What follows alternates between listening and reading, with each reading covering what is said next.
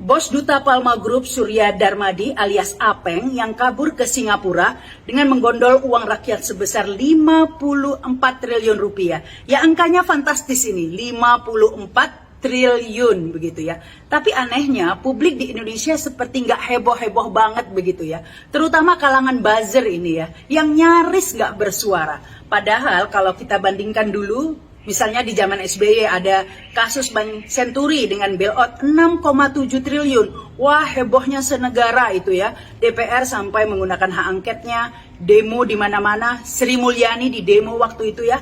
Tapi sekarang tampaknya publik sudah mulai nggak peduli begitu ya. Sudah bertoleransi dengan korupsi ini yang angkanya terus meningkat jumlahnya ya. Kali ini 54 triliun rupiah. Tapi mereka diam saja. Nah, giliran radikul Pancasila, NKRI, wah mereka lantang sekali bersuara ya. Masih ingat ketika Ustadz Abdul Somad diusir dari Singapura, para buzzer bersuara ya dengan mengatakan mendukung Singapura karena UAS ini emang radikal begitu katanya. Tapi giliran seperti ini ada koruptor di Indonesia membawa kabur uang rakyatnya ya ke Singapura, diterima Singapura, mereka diam saja, tidak bersuara seakan menutup-nutupi. Jadi ini bukannya rasis ya, tapi mengapa ketika berkaitan dengan kelompok tertentu, mereka ini seperti ada kepentingan begitu ya. Jadi ingat kasus Aki Ditio ya, ketika itu Ade Armando, Denny Siregar dan lain-lainnya, wah puja dan puji kepada keluarga Aki Ditio yang katanya mau menyumbang 2 triliun begitu ya untuk bencana COVID. Dan dilengkapi juga dengan menyudutkan kelompok tertentu ya dengan membandingkan ini sumbangan Aki Ditio bagaimana dengan sumbangan kalangan Islam yang jumlahnya nggak seberapa begitu kata Ade Armando ya. Nah tapi nyatanya seperti apa? Ini yang menjadi pertanyaan. Giliran seperti ini ada koruptor kabur ke Singapura, mereka langsung nggak berkomentar, menutup-nutupi. Jadi heran, siapa sih mereka ini sebenarnya?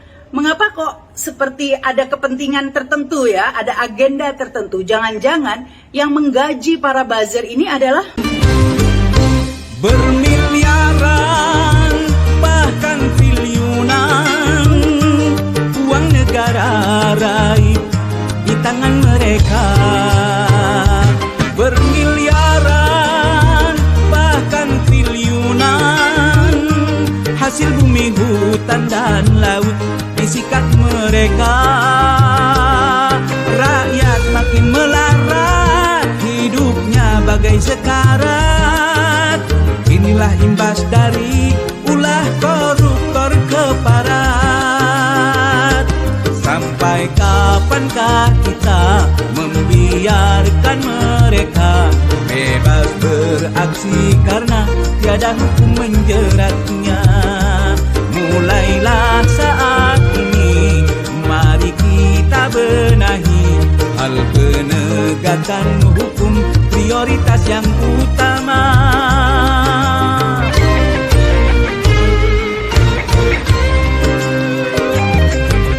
Si kecil semakin sulit, si papa makin sengsara. Ini akibat ulahnya siapa? Ya ulahnya koruptor lah. Negeri yang subur makmur, negara yang kaya raya, terancam bangkrut karena siapa?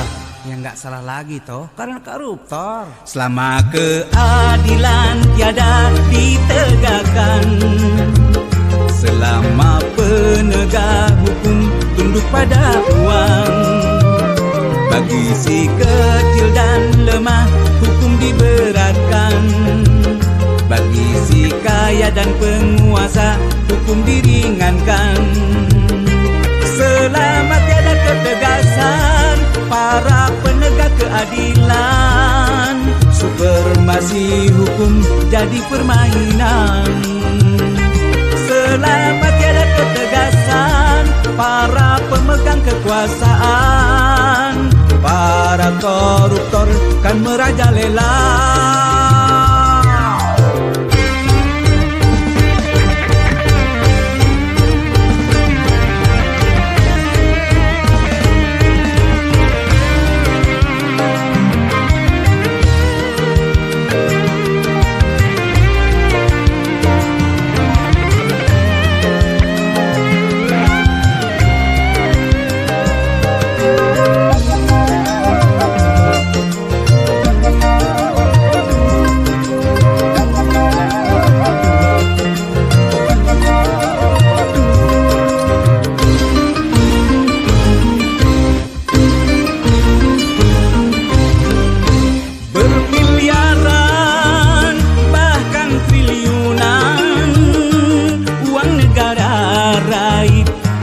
tangan mereka.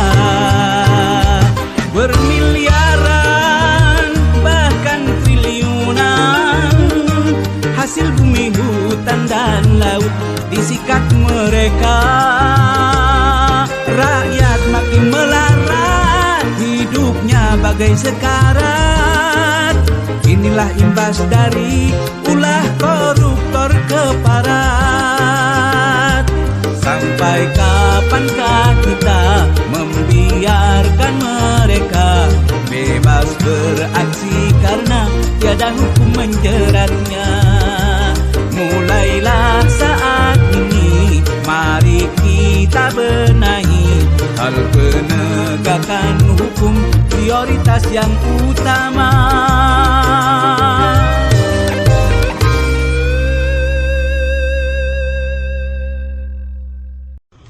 Bos Duta Palma Group Surya Darmadi alias Apeng yang kabur ke Singapura dengan menggondol uang rakyat sebesar 54 triliun rupiah. Ya angkanya fantastis ini, 54 triliun begitu ya. Tapi anehnya publik di Indonesia seperti nggak heboh-heboh banget begitu ya. Terutama kalangan buzzer ini ya, yang nyaris nggak bersuara. Padahal kalau kita bandingkan dulu, misalnya di zaman SBY